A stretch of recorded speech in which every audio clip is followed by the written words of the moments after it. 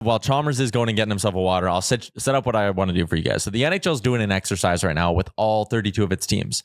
And it's creating quarter century all-star teams. So we're at the 25-year mark of the century. Saw this. So who is on the first team and the second team for everybody? One, I think it is absolutely hilarious they did this for all 32 teams, including the Seattle Kraken, because it's just their team today. Like, it's pretty funny. But anyways, for the Oilers, I went through for Oilersnation.com. The full article series is going to come out in the next few weeks. I did the whole thing myself, talked through every one. So I want to give you coming out this weekend. So those lines I saw on Insta were your lines of the top 25 team? No, I don't think so. I don't think that's mine. No, it might have just been someone else's. Different account. Okay, Yeah. go on. Okay. So anyways, I did 3 articles, the forwards, the defense, and the goalies. Okay. The forwards was actually by far the easiest. So again, you're only looking at 2000 to 2025. Who are the most notable Oilers in that stretch? It's not what it's most notable to represent those 25 years. 2000 to 2005. So I still said 25. 2025. Yeah. Alex Hemsky. Well, so the two I was that really going to start thinking there. Last 25 years of the NHL. Okay. I said the two forwards you lock in for the Oilers are McDavid and Draisaitl. And Ryan Smith. They've been here for 10 years.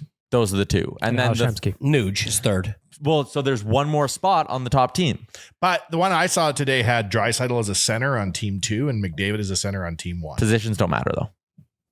So McDavid is just the 3 forwards, 2 defensemen, and a goalie. Then I would totally put Leon on team 1 with Connor. Yeah. So then that third spot. Here's kind of the brief case I made for everyone. Ryan Nugent-Hopkins is the most games played in that run.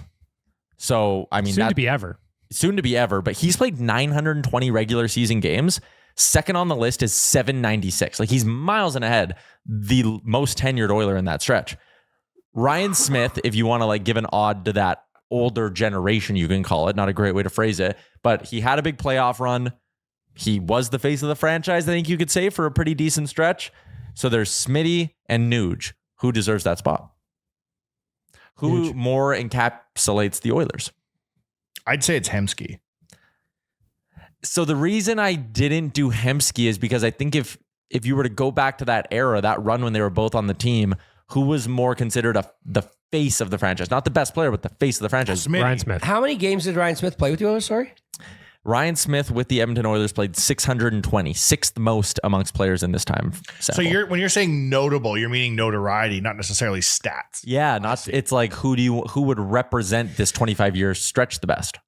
People outside of Edmonton, if you said who is more Oilers, Nugent-Hopkins or Ryan Smith, people are going to say Ryan Smith. Yeah, I would agree. Old people. I don't know. I think just people who've been around for but people who've been around for the whole 25 years, because the kids, I mean. Eli, who do you say?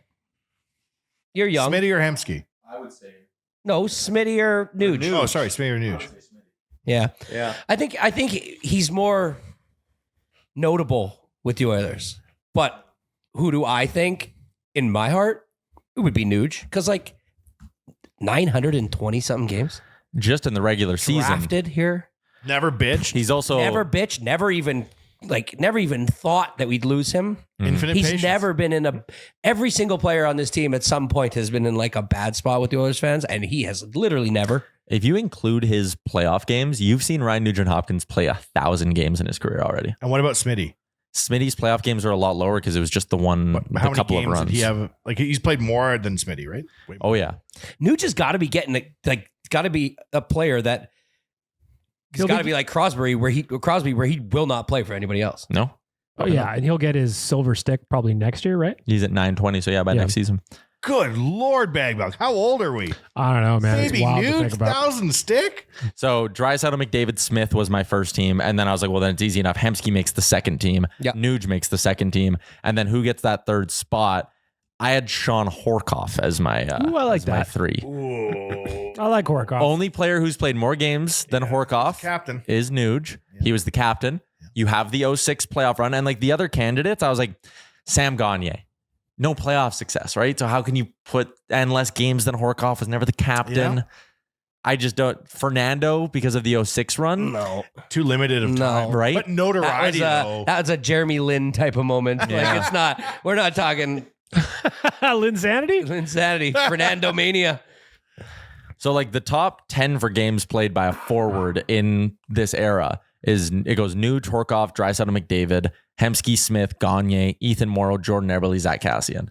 But I would put Horkoff above Eberle. I'd put Horkoff above Hall. I would put Horkoff above all of them. How many years has Zach Hyman been an Oiler? This is 4. What about Ethan Morrow? Did he not? Nope. I mean, he was okay in 06, but like Horkoff was more prominent in 06. He was the top line. But he was like the glue that kept us together when we were brutal. It felt like he was like, I don't know. I can't really think of the word. Hemsky. He just embodied the city of like their toughness and like, we'll get through it. He played a lot with Hemsky in those years. Well, then would you not put Jason Smith? When we get to defenseman, it makes those two are like one and the same to me. I was only half paying attention. Okay, so then we can talk about the D-men because it actually Don't say you know who. Well, as I went forwards, defense, goalie, it actually got like increasingly 44. difficult. So the quarter century team for defense. Don't say it. It depends on how. Year. But was that not the best year a defenseman's had in the 25 years? No, Matthias Ekholm's got to be. So when I did the exercise, I did leave Pronger off. Yes. Okay. Just because Darnell Nurse. I said the public perception of him, even though I think most fans have come around him and like, no, what he gave us for that year was great. There is still the public perception outweighs what he actually did that year still, I think. Like so I said, Tyler came to 1440 to interview actual Chris Pronger, and I yelled at him in the studio that he shouldn't interview him. so Remember that. here were the candidates I had on the blue line. Jason Smith, captain, 06. If you look at that sample of games, he played the 4th most regular season games as a defenseman since 2000. So like Jason Smith is a great pick.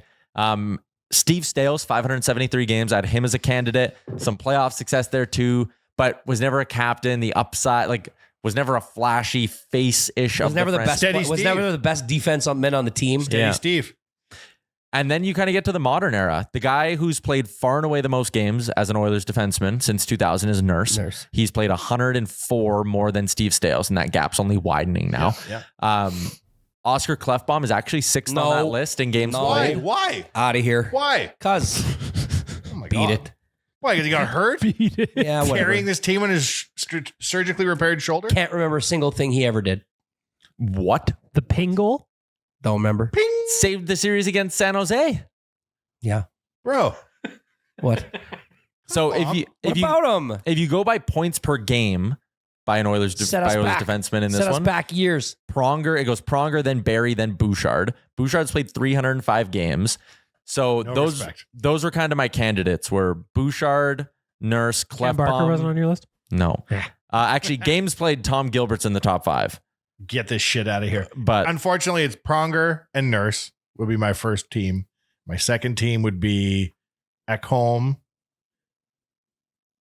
Bouch? I literally remember more. See, from, Bouch was my number 1. It's not even close to anyone else. Number 1 most notable. Most notable defenseman?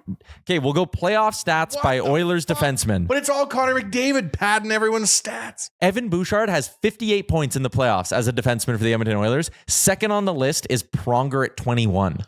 Wow. He has 37 more playoff points than any other defenseman. He has more playoff goals than second and third on the list combined. Tyler, I don't have access to all this information. I know. I left the group chat. What about Eric Brewer? Can't be expected to know everything. I literally remember more from Marc-Andre Bergeron than I do from Klefbom. So my top team was No, you don't. No, Yeah, I do. because he hurt guy. Rolison. That guy who hurt Roley cost us a cup. He did it? Yeah. No, he did. I don't remember stuff What the like fuck that. else do you He even pushed remember Andrew about him? Laddin. That he just had a wicked shot for a little guy at the point was so wiry. He also had that one amazing hip check. That was his dead center. Yeah. Ice was also So my first team for D-men was Bouchard and Jason Smith, and my second team was Nurse and Oscar Klefbom. I respect you leaving Pronger off. Chalmers, he was their best are we doing defenseman in here? 2017. What you said, we didn't give it to guys like we talk about like a flash in the pan. We didn't give it to guys like Fernando because they had one glimmering moment. But Klefbom had one glimmering moment and retired way too soon because of injury. And that wicked contract he signed, though. he played the 6th most games on this list. How many games did he play with us? 378 in the regular season, and he had a playoff run. It must have been when I two checked playoff the runs. fuck out. And because I don't the remember any abs- of it. Abs. All Abs team. Fan favorite. The all abs team. Pronger's the best defenseman. Nurse is second best defenseman. Ekholm deserves. I swear to God. Didn't play enough as an Oiler. It just doesn't. He's only been here it'll be 2 years and a month. Don't you think he's the second best defenseman since Pronger? Without No, question. Bouchard's the second best defenseman. Without question, yes. Sheldon Souray. Complete defenseman? Yes. Let's put Sheldon Souray in there. Why are you then. saying it's super? Chalmers, Sheldon Surrey. It's Surrey. You know how to say The it. best shot ever. And if we want to talk about abs, boys, And Hey, he was Sheldon big Surrey, sexy. games played by a defenseman. He played less than Theo Peckham, Matt Green, Jason Strudwick, and Igor Ulanov. Why isn't Struds on your list? notable. There's basically no one from the Decade of Darkness. You're only making the conversation if you played in a playoff game. We should make another list. The most darkest decade of darkness lineup. The That would worst be- Oilers. The worst. What was the worst lineup within the decade of darkness? There was an episode probably about a couple months ago where I was running through some old GDBs from like, say, 2010, 2011. does Tom Pody make that team? The worst. No, he's not Decade of Darkness. He couldn't eat anything. Who did you? What did you find from your little? Some of the names that were on there, you just forgot they even existed as people. Oh, tell me some. I'll go back. Just give me Garan? a sec. Okay, so I also did the goalies. You need to pick a Team A and a Team B goalie. Team 1, Team 2. Curtis Joseph. Did not play in the year 2000 onward. At least didn't play in a playoff game. So the goalies who you have that played in playoff games are Tommy Salo, Dwayne Rollison, Cam Talbot, Mike Smith, and Stuart Skinner. Dwayne Rolson. I had Skinner on Team 1 because he's had more playoff success than Rollison, and Rollison on Team 2. Mike Smith was real close, but the playoff memories just aren't quite as good. Oh, that game when he came back when he was out with Calgary. Right. But that's not goaltending. Shutout in Game 7 against the Kings, though. That was huge. Yes, yeah. And Smith didn't play 100 But games. Rolly falling in that 25-year span, that putting the team in the back and taking him to the cup was far more improbable than Skinner doing it last year. Yeah. And I think Skinner just being here for multiple playoff runs, like Rolson had the one run, then like his numbers cratered. He was not good. The team sucked. It wasn't really his fault. But yeah, I had Skinner on Team 1, Yeah. I'd Rolson agree on with Team that. 2.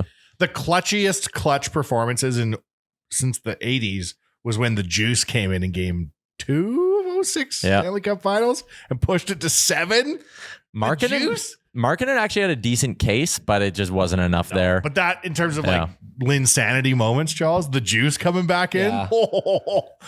he wasn't even the backup. Juicy. Remember? I did. He was the third string. Who was a backup? Conklin? Yeah, and he came in, gassed it in game 2, Yeah. and they called in the Juice, who was just traveling with the team. Just chilling. The best. All right.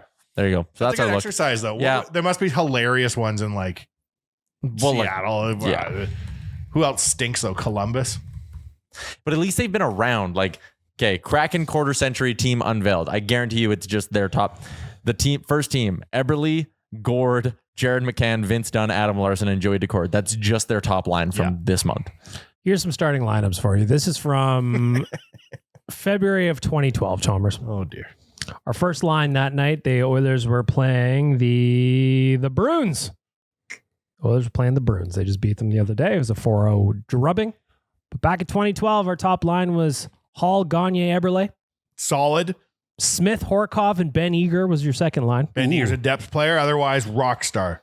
Pyarvi, Svensson, Lander, Hemsky was your third line. That's depth. Burying Hemsky. That's And depth. Leonard Petrol, Eric Belanger, and Darcy Hordichuk was your fourth line. That is not ideal. Is that the way? That's not good. Those top 3 lines though weren't terrible. Hemsky in the third. Yeah, Hemsky must have been in the doghouse at that point. God, there was zero leadership on that team for forwards. Yeah. Yeah, we were really Like bad. literally Ryan Smith. Yeah. And Hammer. I don't know, nobody ever said he was probably the smartest guy in the world. to What be was the leading. year when we were out by like November 15th? That was like, that would have been 2013, I want to say. That lineup was out by November 15th thereabouts? No, that would have been the year before. Because I remember there was a time we had a party downtown. It was a Halloween party. The Oilers got absolutely We were smoked by the Flames, and they were essentially out. They were so far out of the playoffs in the Pacific Yeah, by I remember Halloween. that night. We're like, just what are we kinda going to talk about? The draft's Nah. not for 11 months. What's up, Nation citizens? If you like that video, then you need to be subscribed to the Oilers Nation YouTube. Podcasts, live shows, exclusive interviews, and analysis. Everything you need from your favorite voices at Oilers Nation. And you don't want to miss any of it, so hammer that subscribe button.